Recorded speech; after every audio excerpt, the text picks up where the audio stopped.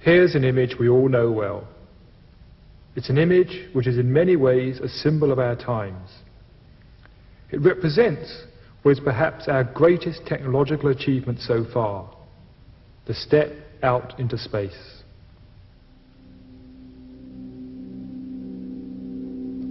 But the picture of our planet also has a far deeper significance.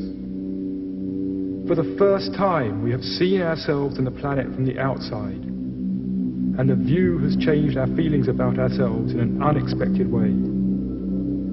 For the early astronauts, the sight of the planet shining in the blackness of space was a profound experience. One of the astronauts who walked on the moon described his view of the Earth as an experience of instant global consciousness. He said, "When you're up there, you're no longer an American citizen or a Russian citizen. Suddenly all those boundaries disappear. You are a planetary citizen." And similar experiences happened to the other astronauts. They saw Earth to be a beautiful, magical-looking planet and came back deeply changed from that experience. Moreover, they became increasingly aware that all was not well back on Earth, and they came back wanting to help in one way or another. The pictures they returned with also had a deep effect on many of us back on Earth. For many people, it's an image which brings forth feelings of wonder and of awe, feelings of connection and of being part of something greater.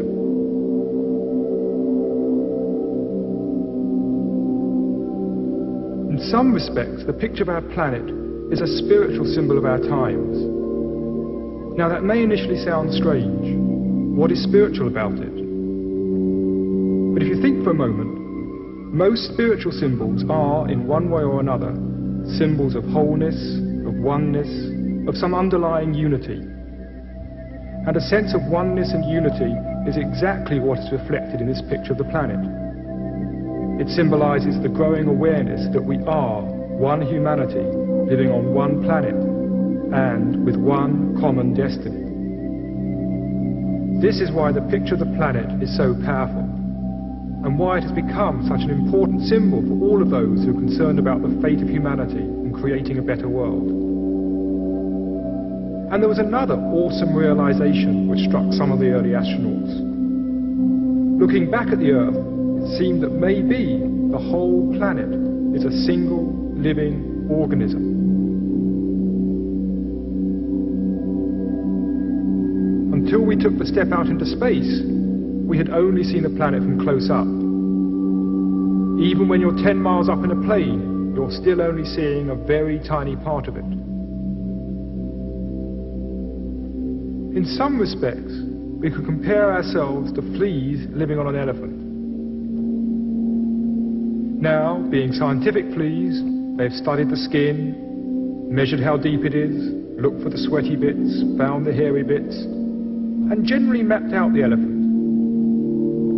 Then, one day, one of these fleas takes a huge leap off, 50 feet away, and looking back at the elephant wonders, could this elephant actually be a living organism in its own right?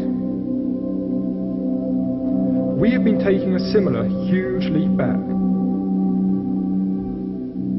From 100 miles to 1,000 miles, till eventually we see the planet as a single entity. And the question comes, could planet Earth be a single living organism? Now, this is not such a wild dream as you might suppose. A number of scientists are now beginning to take the idea quite seriously. Researchers in both England and America have been looking at some of the long-term changes which have happened to the planet. When, for example, you look at how the temperature of the planet has varied over the whole of its history, you find that it started off very hot, but then cooled rapidly until it reached the crucial range in which life could evolve. From then on, it seems to have remained steady. Now that's strange, because theoretically, it should sooner or later have started rising again. becoming far too hot for life to continue. But it didn't. It stayed constant. What seems to have happened is that the living organisms of the time released the right amounts of the right gases to keep the temperature of the atmosphere constant, at just the right level for life to continue evolving. Now that may sound an amazing coincidence, but it's no more amazing than the fact that our own bodies sweat when we are hot and shiver when we're cold, maintaining ourselves at a constant temperature. The salt content of the sea also shows an interesting degree of self-regulation. Salt is continually washed off the land into the sea, and at such a rate that it would take only 80 million years for the oceans to reach their present concentration. So theoretically, the oceans should by now become one huge dead sea. But they haven't. In fact, the salt content has remained remarkably steady. Somehow, small organisms in the sea have absorbed just the right amount of salt to keep it constant. These are just two of many examples which have led scientists to propose that all the living organisms on the planet together function as one huge self-regulating system, a theory known as the Gaia hypothesis, spelled G-A-I-A, after this lady, who is the Greek Earth Mother goddess, Gaia.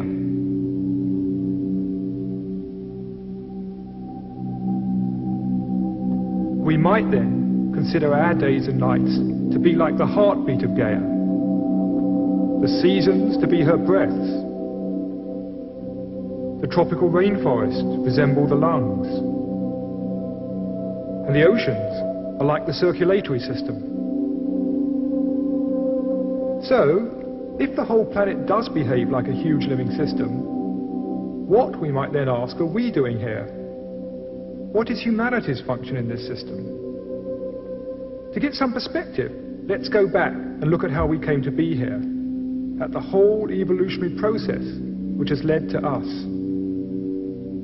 According to current scientific theory, the universe started with a big bang. Pure energy, light. In the beginning, there was light, something science and religion actually agree upon.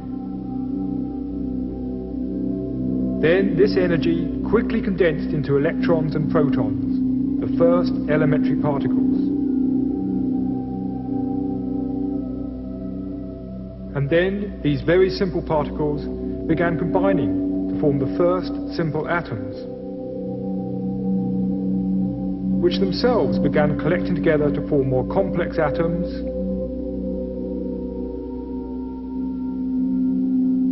and more complex atoms, until the whole of chemistry had evolved.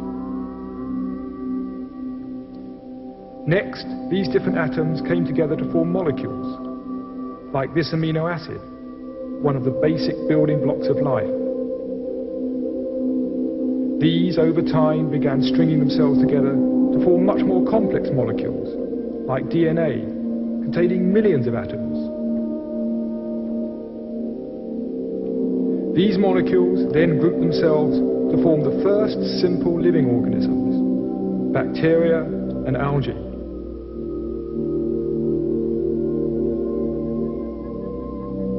Over time, these too collected together to form multicellular organisms, simple sponges, and the first plants.